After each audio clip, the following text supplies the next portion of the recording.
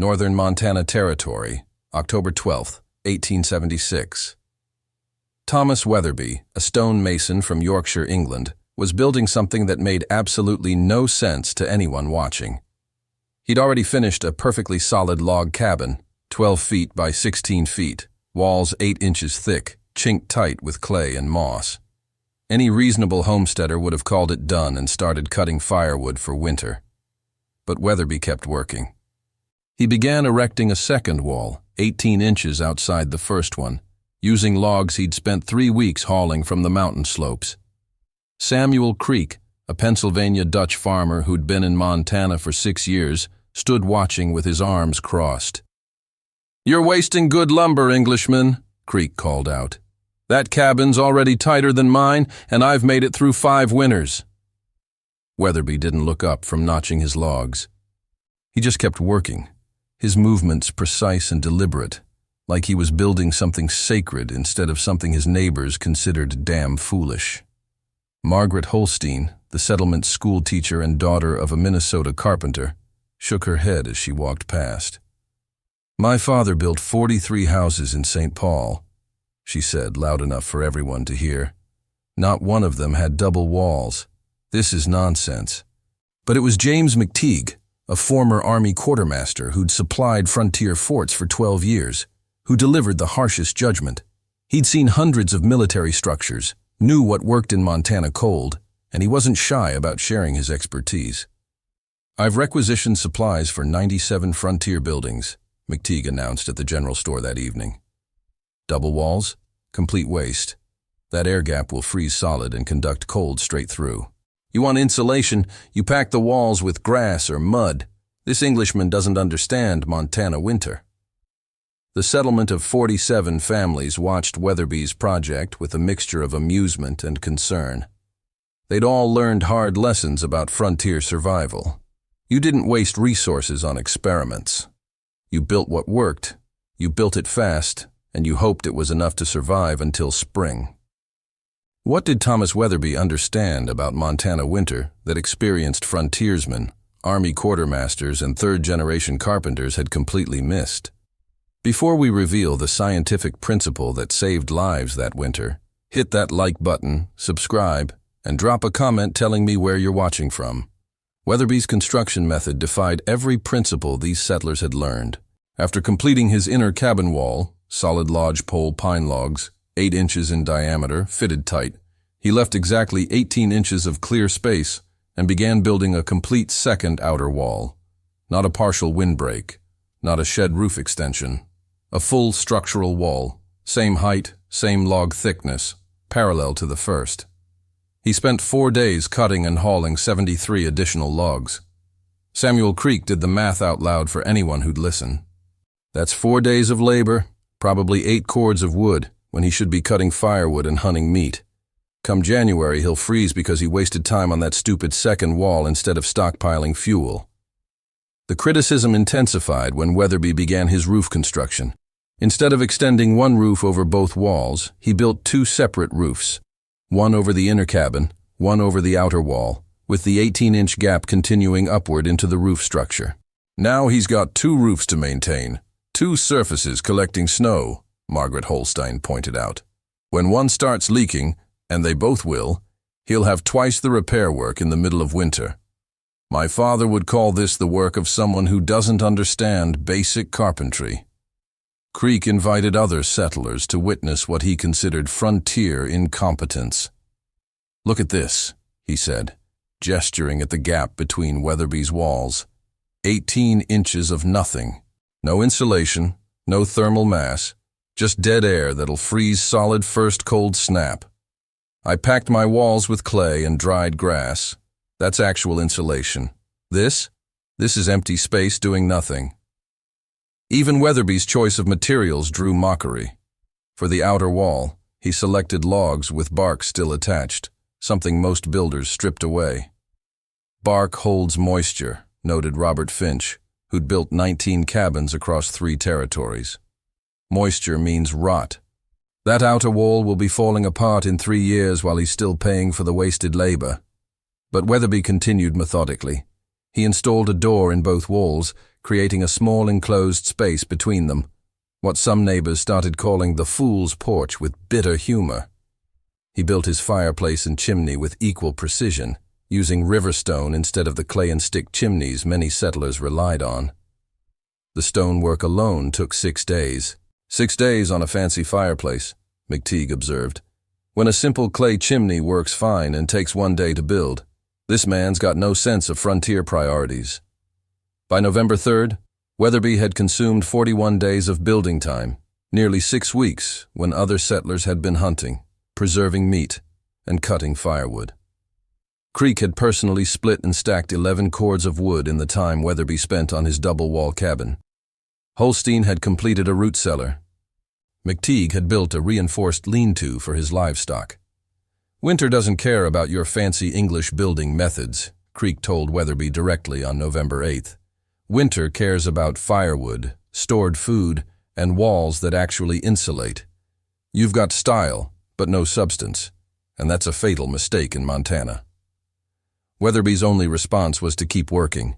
He sealed every gap in his outer wall, chinked every space between logs with a mixture of clay and pine pitch. Then he did the same for the inner wall. Double the chinking work, double the material cost. What Weatherby understood, and what his critics had never considered, was the physics of dead airspace and radiant heat barriers. The principle Weatherby was applying came from Yorkshire coal mines and stone building traditions stretching back centuries in Britain. Dead airspace, when properly enclosed, becomes one of nature's most effective insulators. Unlike packed materials that can compress, settle, or absorb moisture, trapped air remains constant. And unlike single-wall construction where internal heat radiates directly to the cold exterior surface, a double-wall system creates a thermal barrier that changes everything. Here's the science Creek and McTeague didn't understand. Heat moves in 3 ways: conduction, convection, and radiation. A single log wall, even 8 inches thick, loses heat through all 3 methods. The warm interior surface conducts heat through the log to the cold outer surface. That cold outer surface then radiates heat away into the winter air. In a single-wall cabin, your fire heats the logs. The logs conduct that heat straight to the outside, and the cold Montana night pulls it away. You're essentially heating the outdoors. Weatherby's double-wall system interrupted all 3 heat transfer methods. The inner wall absorbed radiant heat from his fireplace and living space.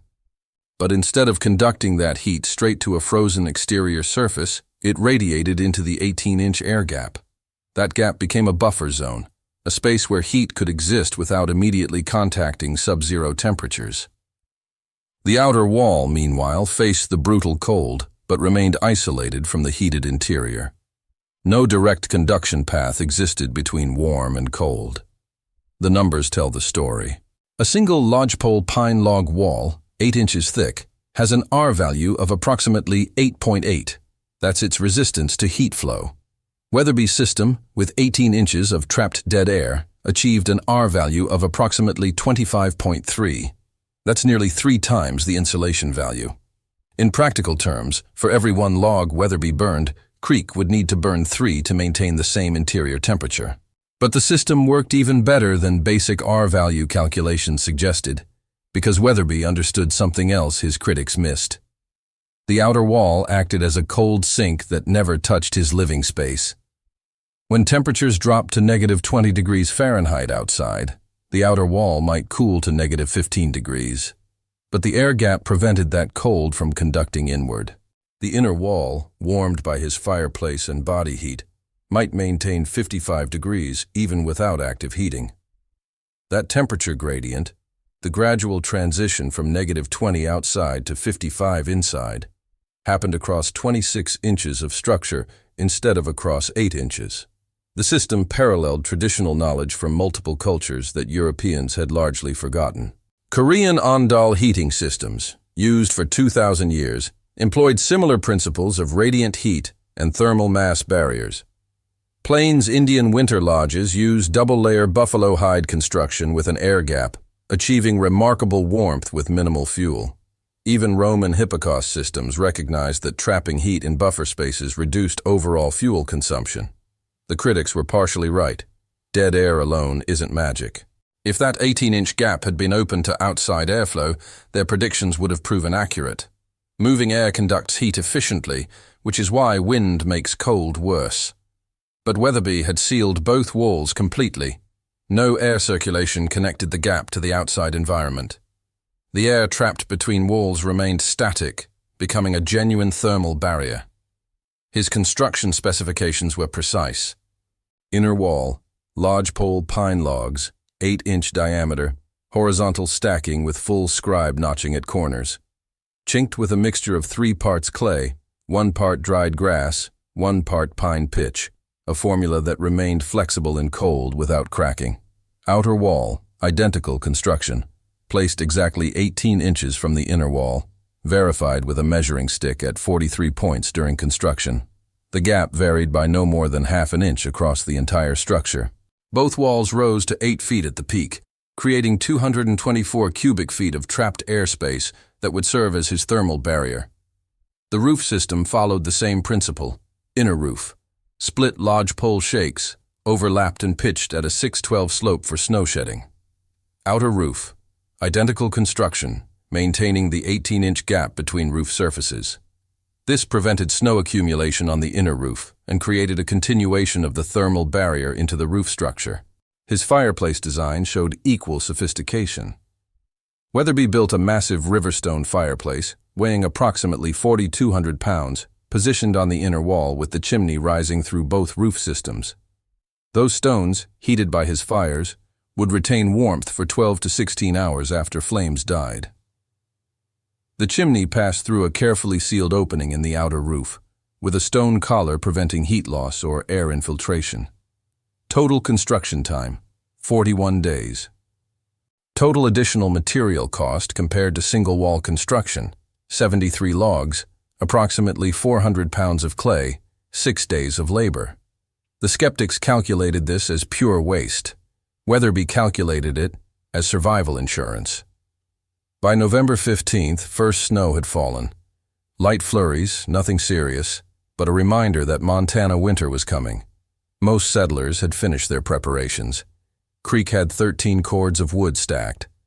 Holstein had sealed her windows with oiled paper. McTeague had reinforced his livestock shelter with additional hay bales for insulation. Weatherby had 7 cords of wood, nearly half what Creek considered minimum, and kept working on his cabin details. "You're going to freeze," Creek said flatly. "I've got 13 cords. You've got 7. That's 6 cords short of survival, and you wasted all that time on your ridiculous wall." The answer wouldn't come from debate or calculation. It would come from the coldest winter Montana Territory had experienced in 43 years. December 18th, 1876. An Arctic front descended from Canada with a fury that old-timers would reference for decades. The temperature dropped to negative 31 degrees Fahrenheit at sunrise and never climbed above negative 18 all day. Wind screamed across the plains at 43 miles per hour, creating a wind chill that frontiersmen later estimated reached negative 60 degrees. This wasn't normal Montana cold. This was the kind of cold that killed livestock, froze water buckets solid in heated rooms, and turned human breath to ice crystals before it hit the ground. Samuel Creek woke at dawn in his single-wall cabin and knew immediately something was wrong. The water bucket beside his bed had a skim of ice on top. Inside his cabin, 3 feet from a banked fire that had burned all night. He fed the fire frantically, adding 4 logs, but the cold seemed to press through his walls like they were made of paper. His 2 children, ages 6 and 9, slept in a corner under every blanket the family owned. His wife was already up, feeding the fire, her breath visible in their own home. By mid-morning, Creek's cabin interior measured 38 degrees Fahrenheit.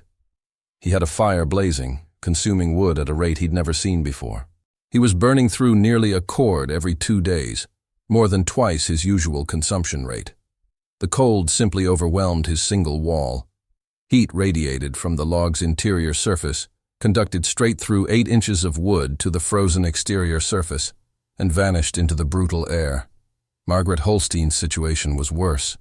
Her cabin, well built according to traditional methods, dropped to 34 degrees despite a fire that made her wall logs hot to the touch on the interior. She gathered her students in the warmest corner. School was canceled, but several children had come seeking shelter because their own cabins were even colder. 3 children showed early signs of frostbite on their fingers despite being indoors. James McTeague, the former Army quartermaster who'd been so confident in his expertise, was burning furniture to supplement his dwindling wood supply. His carefully planned 9 cords of firewood were disappearing at an alarming rate. He'd calculated for normal Montana winter, cold certainly, but not this. His cabin interior hovered at 41 degrees, and he was feeding the fire continuously. His hands, even indoors, were going numb. The settlement faced a genuine crisis. 4 families combined into 2 cabins to share warmth and conserve firewood. Robert Finch, the experienced cabin builder, moved his family in with the Holsteins. The Johanssons, Swedish immigrants with 3 children under age 5, moved in with the McTeagues.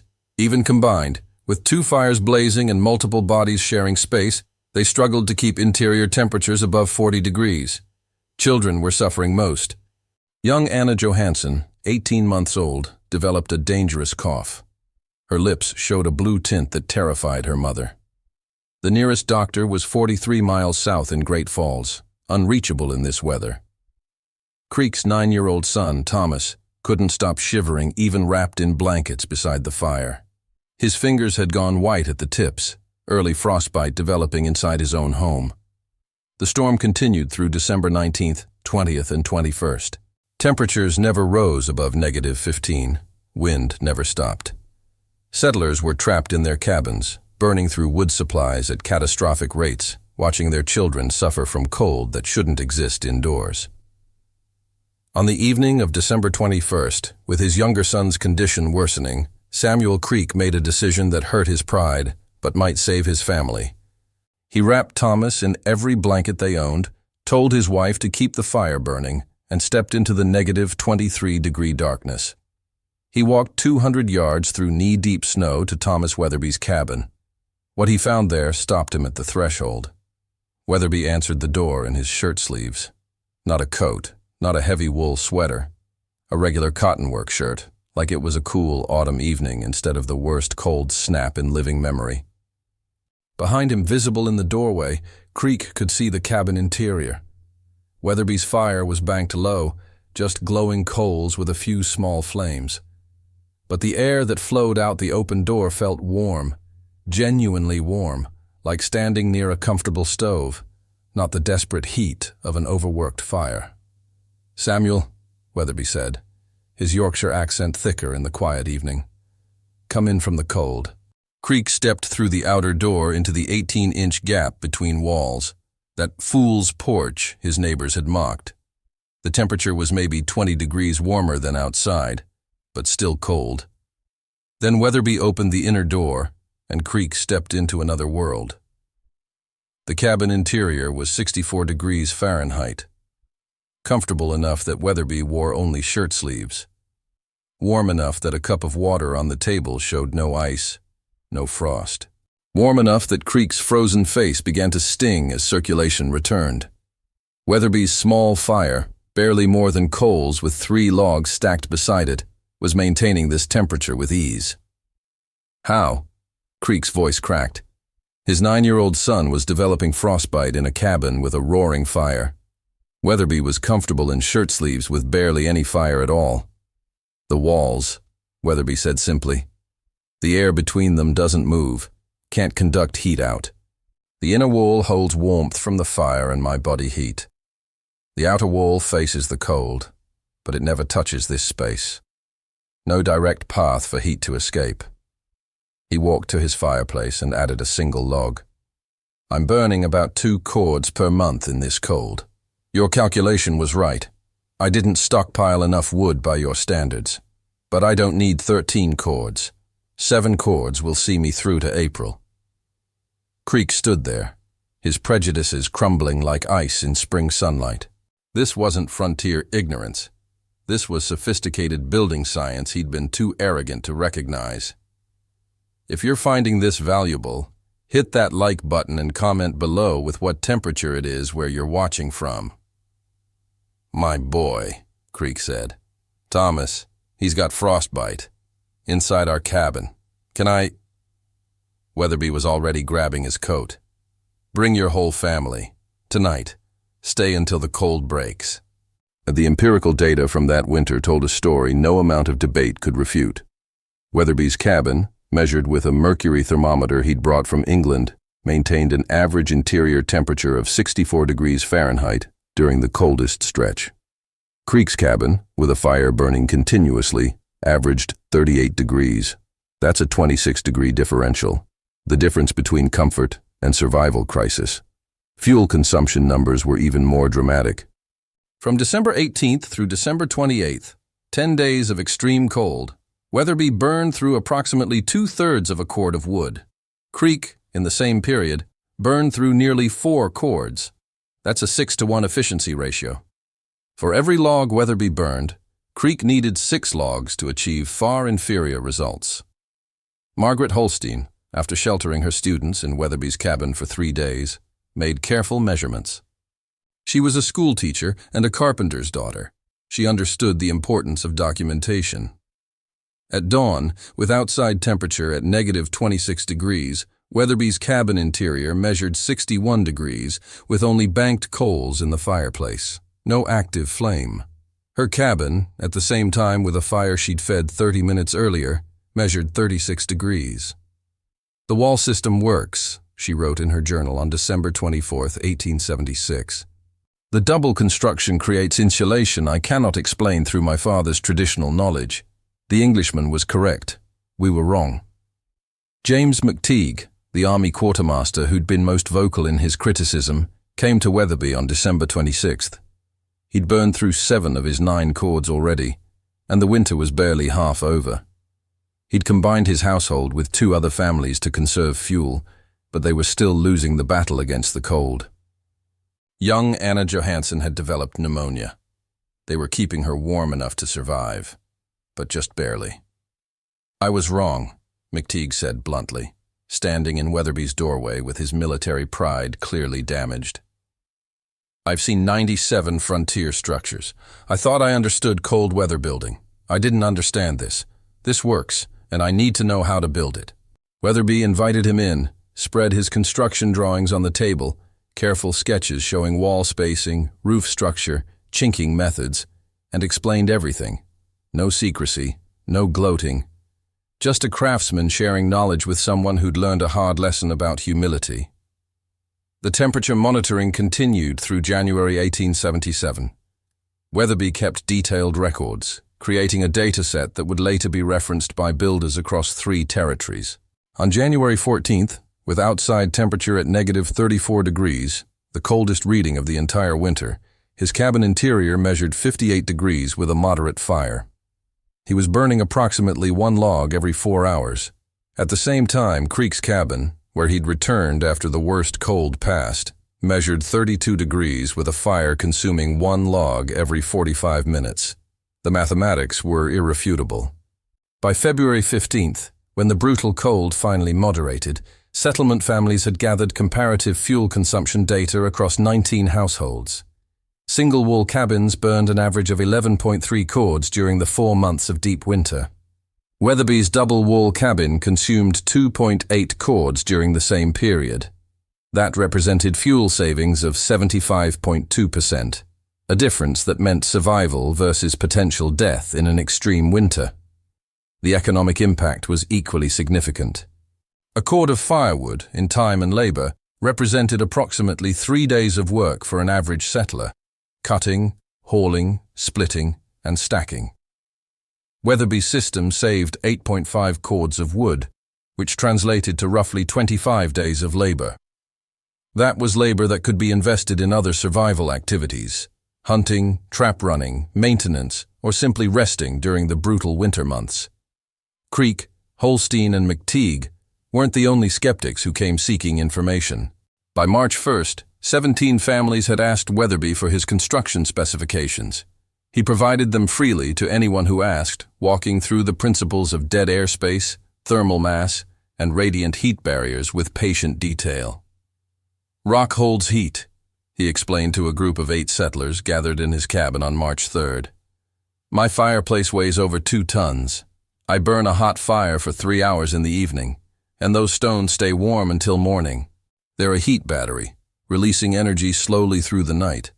Combined with walls that don't leak that heat to the outside, I stay comfortable with minimal fuel." He showed them his chinking mixture. 3 parts clay, 1 part dried grass, 1 part pine pitch. It stays flexible when temperatures drop. Rigid chinking cracks, and cracks mean air infiltration. Air movement is the enemy of insulation. Seal everything, twice over, and verify the seal holds. Samuel Creek's transformation was perhaps most remarkable. The man who'd been Weatherby's loudest critic became his strongest advocate. "I was an arrogant fool," Creek said publicly at the general store on March 10th. "I'd survived 5 Montana winters and thought that made me an expert. Weatherby had knowledge from centuries of British stone masonry and coal mining, genuine engineering science, not just frontier trial and error. I judged him because his methods looked strange. I nearly cost my family their lives because I couldn't recognize expertise when it stood right in front of me." The spring of 1877 saw a construction revolution in the Montana Territory settlement. 23 families began building double-wall cabins using Weatherby's specifications. Some made modifications based on their specific situations: wider gaps where lumber was plentiful, stone outer walls where timber was scarce, but the core principle remained constant: create a dead air thermal barrier between living space and exterior cold. Margaret Holstein documented the building boom in her teaching journal, creating a record that Montana historical societies would later preserve. April through September 1877, 23 new double-wall structures completed. 17 existing cabins modified with partial double-wall additions. Settlement lumber consumption increased 47%, but firewood requirements in following winter decreased by average of 61%. Economic benefit clearly favors the initial material investment. The variations settlers developed showed creative adaptation. Robert Finch, the experienced builder who'd criticized Weatherby's methods, designed a hybrid system using sod for the outer wall in treeless areas.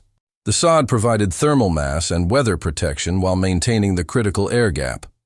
His system achieved similar efficiency to Weatherby's log construction, but used 70% less timber, a crucial advantage in areas where trees were scarce.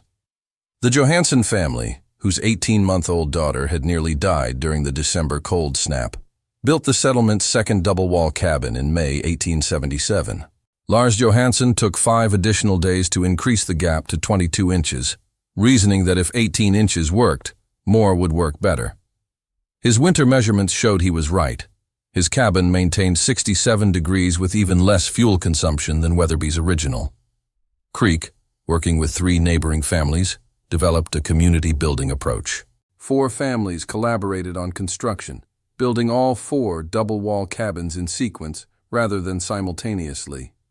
This pooled labor model reduced individual building time from 41 days to 27 days per cabin. By October 1877, all 4 families had completed structures and remained close friends who'd learned the value of cooperation over competition. The fuel savings translated to documented economic benefits across the settlement. During the winter of 1877 to 1878, severe but not as extreme as the previous year, families in double-wall cabins burned an average of 3.9 cords compared to 9.2 cords in single-wall cabins.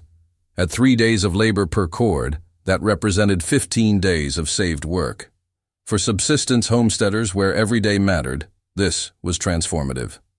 Some settlers used the saved time for trap running, generating additional income. Others invested the time in expanding their livestock operations. The McTeagues used their reduced fuel needs to spend more time on leather working, which became a profitable side trade. James McTeague, who'd been so certain of his expertise, wrote to the Army Corps of Engineers in April 1878, describing Weatherby's system. and suggesting its adoption for frontier military installations. His letter included detailed measurements, fuel consumption data, and construction specifications. The Army eventually incorporated double-wall designs into several Montana and Dakota Territory fort structures, though McTeague never received official credit. The knowledge spread beyond the immediate settlement.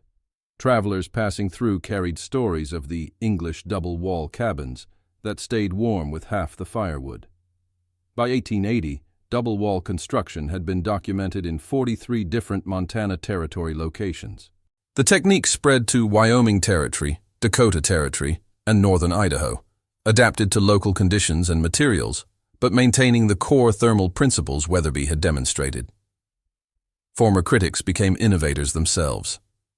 Margaret Holstein designed a double-wall schoolhouse completed in 1879, with the air gap extended to 24 inches and filled with dried prairie grass instead of left empty. Her hybrid approach combined dead air insulation with natural fiber insulation, achieving even better thermal performance. The schoolhouse remained usable even on the coldest days, allowing education to continue when single-wall structures would have been too cold for children to learn. Weatherby himself continued refining his knowledge. In 1878, he built a workshop using the same principles, but with stone walls instead of logs. The stone provided even greater thermal mass, and the building remained at workable temperatures year-round with minimal heating. He began documenting his construction methods in detailed notebooks, creating what amounted to the settlement's first building code, written guidelines for proper double-wall construction that other settlers could follow. Thomas Weatherby died on November 3, 1903, at age 68, in the same double-wall cabin he'd built in 1876. He'd lived there for 27 years, burning an average of 3.2 cords of firewood annually, a fraction of what his neighbors consumed in traditional cabins. His original structure still stands today, maintained by the Montana Historical Society as a registered historic building. Visitors can walk through both doors, stand in the 18-inch gap between walls, and feel the temperature gradient that Weatherby's critics couldn't understand. The cabin's interior logs show minimal smoke damage compared to typical frontier structures, evidence of the reduced fire use the system enabled. Modern building science has thoroughly validated Weatherby's intuitive understanding of thermal dynamics. The U.S. Department of Energy's Building America program tested double-wall construction in the 1990s and documented R values of 25 to 35, depending on gap width and air sealing quality. Exactly the performance range Weatherby achieved in 1876 with frontier tools and materials. Contemporary residential energy codes now recommend R values of 20 to 30 for extreme climate zones, unknowingly vindicated a Yorkshire mason's work from 127 years earlier. The principle of dead air thermal barriers appears throughout modern construction, though builders often don't know the historical precedent. Modern insulated glass windows use the same concept, 2 panes with a sealed air gap. Insulated exterior doors employ double-wall construction with foam-filled gaps. Even spacecraft thermal protection systems use vacuum gaps, which are simply dead air spaces taken to the extreme. Weatherby's double-wall system paralleled traditional knowledge that industrial building methods nearly erased. The near loss of this wisdom reflects a broader pattern in frontier history: dismissal of immigrant knowledge, preference for familiar methods over foreign techniques, and the arrogance that experience in one environment qualifies someone to judge all situations. Creek, Holstein, and McTeague weren't stupid people. They were experienced, capable frontiersmen. But they couldn't recognize expertise from outside their cultural context. Contemporary green building movements have rediscovered these principles, often presenting them as innovations rather than the revival of old techniques. Organizations like the Passive House Institute promote super-insulated building envelopes that employ essentially the same physics Weatherby demonstrated in 1876. The modern building industry has come full circle, validating a mason's intuition with computerized energy modeling and thermal imaging that simply confirms what he knew through craft tradition. The philosophical lesson extends beyond building science. Weatherby's story illustrates the danger of dismissing unfamiliar methods without investigation. The Montana settlers had genuine expertise in frontier survival, but they confused familiarity with comprehensive knowledge. They saw someone building differently and concluded he was wrong rather than considering he might understand something they'd missed. That error, the assumption that established methods represent complete knowledge, nearly cost lives that winter. It definitely cost families weeks of unnecessary labor and suffering that could have been avoided if they'd approached Weatherby's methods with curiosity instead of contempt. Traditional knowledge preservation remains critically important, precisely because sophisticated solutions often appear simple or strange to outsiders. The double-wall cabin looked foolish until the data proved its superiority. How many other traditional techniques have been lost because they seemed odd to observers who didn't understand the underlying principles? Modern society continues making the same mistake the Montana settlers made in 1876. We dismiss traditional knowledge from indigenous cultures, immigrant communities, and pre-industrial societies because their methods seem primitive or inefficient. We don't investigate the principles. We don't measure the results. We just assume our current methods represent the pinnacle of knowledge. Weatherby's legacy isn't just a cabin that stayed warm. It's a lesson about humility, about questioning our assumptions, about recognizing that expertise can come from unexpected sources, and that different doesn't mean wrong. The settlers learned that lesson during the winter of 1876, standing in shirt sleeves in an English mason's cabin, while their own families froze despite roaring fires. Some lessons require suffering before they sink in. Better lessons come from listening before the crisis arrives. Give this video a like, hit subscribe, and drop a comment telling me what other historical building techniques you want me to investigate. Next time, we're diving into how a Norwegian fisherman's ice house design saved an entire Colorado mining town from spoiled food during the summer of 1891, and why the town's experienced butchers tried to run him out before they realized his cold storage method worked better than anything they'd ever seen. Until then, stay curious about the wisdom hiding in plain sight.